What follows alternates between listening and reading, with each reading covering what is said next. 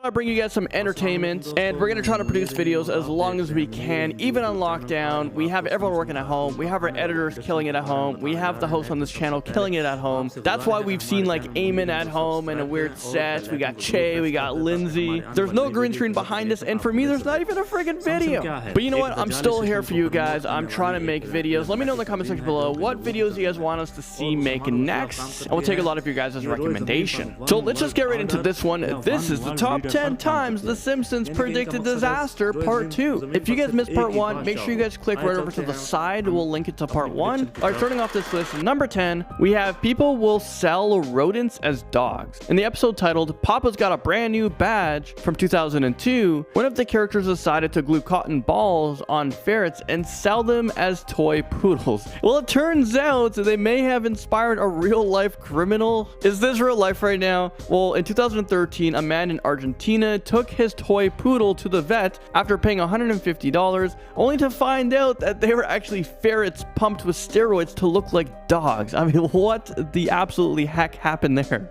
Is this actually a real story? Number 9 is snake assassination. In 1993 episode titled Whacking Day, the citizens of Springfield rushed to clobber hundreds of snakes that lured into the city. Luckily, in the episode, their minds are changed on the matter, but a similar annual event actually takes place in Florida called the Python Challenge. Participants challenge each other to see who can kill the most wild and invasive Burmese pythons. They don't do this for fun though, they do it because they pose a risk to the ecosystem of the Florida Everglades. Still a pretty gruesome tradition if you asked me. Next up, number 8, we have obviously the America attack. I don't even know if I can say it. It happened in September. Well, the episode was called The City of New York versus Homer Simpson, and that aired back in 1997. Well, 4 years before what happened in America that changed America forever, well, it alluded to the fact that something would happen to the Twin Towers. In the episode, there was a flyer that could be seen that says $9,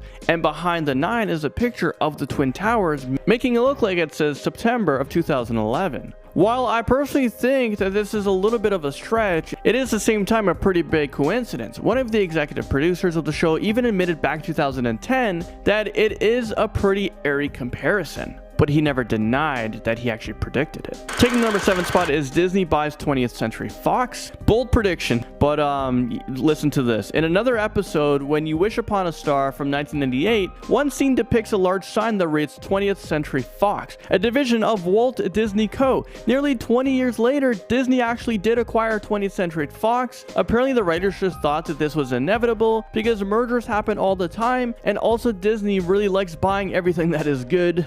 Number 6 goes to Super Bowls 26, 27, and 28. Okay, so this one is really only a disaster to the teams who lost 3 years. Okay, so this one is really only a disaster to the teams who lost these years. In 1992, an episode called Lisa the Geek aired, and in it was all about predictions. Well, it turns out the writers were a bit better at predicting the future than they thought. Predicting that Washington Redskins would win against the Buffalo Bills in the Super Bowl, well, this ended up coming true a few days later. They reworked the episode the following 2 years with this new Super Bowl teams, Dallas Cowboys and Buffalo Bills, and each year predicted that Dallas would win, and guess what? They did. Coming number 5, we have the Ebola outbreak. This episode called Lisa's Sack, and this aired 17 years before the Ebola outbreak.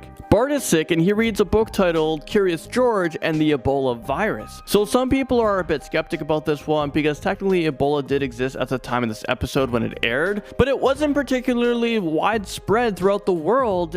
So what is it that made the Simpsons writer choose this particular virus, the Ebola virus, out of the countless others that existed? Well, obviously they knew what was going to happen. They knew that the Ebola virus would be the one that would spread. Our number 4 slot goes to Robotic Librarians. In the episode Lisa's Wedding, which aired in 1995, the librarians have all been replaced by robots. Then over 20 years later, students at a university, well, they created a prototype for a robotic librarian, and scientists in Singapore also started creating their own versions of one. While this does sound like it would be really cool to see, if they start to appear in common places, well, this will eliminate jobs for human librarians and all these other places. Librarians offer too much that I don't think robots are going to be able to do in the same capacity. Next up, number 3, Michelangelo Censorship is an episode from the 90s called Itchy and Scratchy in March. The resident of Springfield get up in arms about statue of David being nude. They protest against him being exhibited at the museum as a result of him not being clothed. It sounds a little ridiculous to censor art, but the exact same situation happened 36 years later in Russia, so maybe not so ridiculous, when locals debated clothing a replica of the statue that has been placed in St. Petersburg. I'm honestly not entirely sure if that happened, but if it did, I'm kind of curious of what kind of clothing was put on him.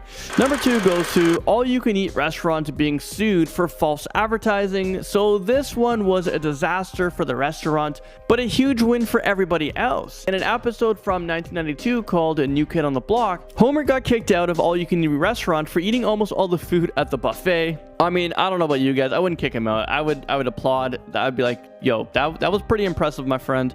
Well, he proceeded to sue them for false advertising and won. Then in 2017, a man in Massachusetts brought the episode to life. He did the exact same thing. I mean, I don't think he ate all the food at the buffet. I'm not sure if that's entirely possible, but he ate too much apparently, according to the restaurant. And finally, for our finale today, and the number 1 spot goes to the episode that predicted the Game of Thrones finale. I mean, Game of Thrones is hard to predict. Unless your prediction was everyone dies, then I think you got it correct. Well, if you still haven't caught the last episode of Game of Thrones, close your ears for this one. It is absolutely a huge spoiler. The episode called The Surf Sons, which came out in 2017. Well, it took place in a weird medieval Simpsons universe. In an episode that had a setting that looked remarkably similar to the Game of Thrones world, a dragon can be seen burning a village to the ground. This is exactly what happened in one of the final episodes of Game of Thrones.